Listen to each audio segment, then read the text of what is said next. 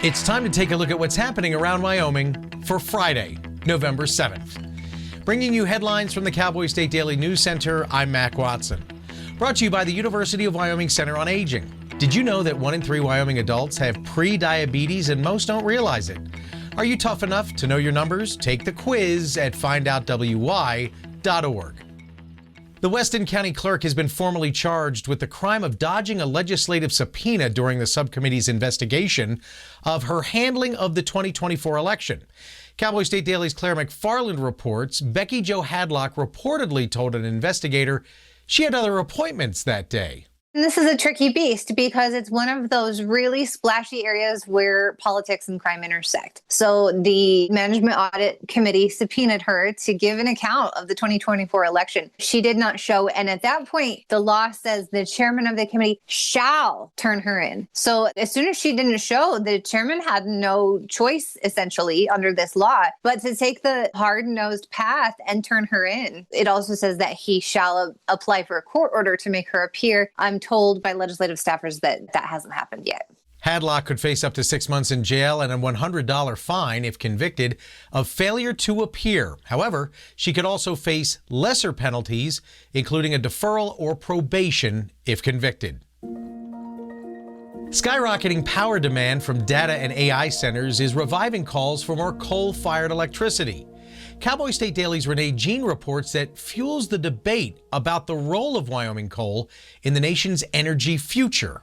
Coal is reliable. It's cheap when you are operating it on a 24/7 basis. But now that you have renewables, which are zero cost on the margin, once they're built, they don't cost a thing. And they come in and they put energy on. And so maybe now you're only running the coal plant 50% of the time. You are no longer meeting that overhead. You're not spreading that cost, that overhead over a 24-hour period. You're spreading it over a 12-hour period. Suddenly, the coal costs a lot more than it used to. Now, artificial intelligence centers are expected to grow astronomically within the next decade. According to an estimate by the International Energy Agency, it will surge by 160%. President Trump wants Senate Republicans to scrap the 60-vote threshold in order to end the government shutdown and move other legislation without Democrats' support.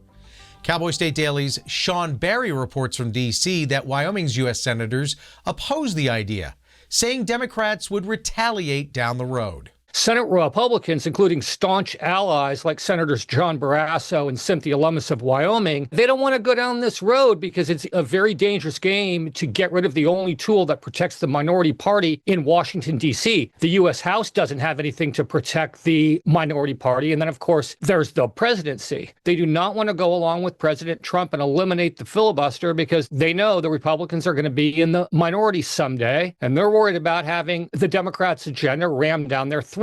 Some of the things they're concerned about, granting statehood to Puerto Rico and the District of Columbia. That would boost the Democrats' numbers in Congress. The legislative filibuster is a tactic for the minority party in the Senate to block a bill. Under the rule known as cloture, 60 votes are required to end debate on a bill and thus overcoming a filibuster. I'll be back with more news right after this. I'm Reed Reisner. Wyoming's not just where I live, it's who I am. I've worked hard to support local families, veterans, and small business owners because when they succeed, our whole state gets stronger.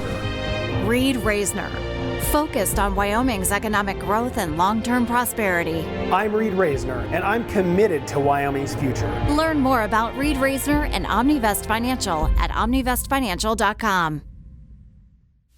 The Wyoming Department of Transportation's director says the previously reported $400 million deficit in the department is now closer to $600 million. Cowboy State Daily's Jackson Walker reports that solving this deficit, it's not an easy feat. Senator Stephen Pappas, who leads the Senate Transportation, Highways, and Military Affairs Committee, told Cowboy State Daily that this issue is not going to be something that's easy to rectify, especially because the legislature recently shot down a 10-cent per gallon increase to the state's fuel tax. While this would have provided some money to WYDOT, this definitely wouldn't have filled the entire deficit, which means that lawmakers are still searching for different solutions to this problem, which may involve digging into the general fund to replace these missing dollars. WYDOT Director Darren Westby tells Cowboy State Daily that his department is responsible for maintaining over 7,000 miles of road throughout the state and 2,000 bridges, which may go neglected without proper funding. A California woman moved to Wyoming to escape imperious politics. But Cowboy State Daily's Claire McFarland reports that Venus Bontadelli is suing the town of Powell after being denied a permit to keep her pet pygmy goat. According to the complaint, it's a due process issue. The town says you can't have exotic pets or wild pets unless you get a permit. State law says goats are livestock. And so the city was like, no. And she's saying this is arbitrary because what's the point of the permit if I can't get around what the rules say? Like, what's the point of having to apply for a special permit if I can't get around what the rules say? And so her lawsuit calls that denial arbitrary. It claims it's not based on good legal reasoning, therefore a violation of her due process rights, which are under the 14th Amendment.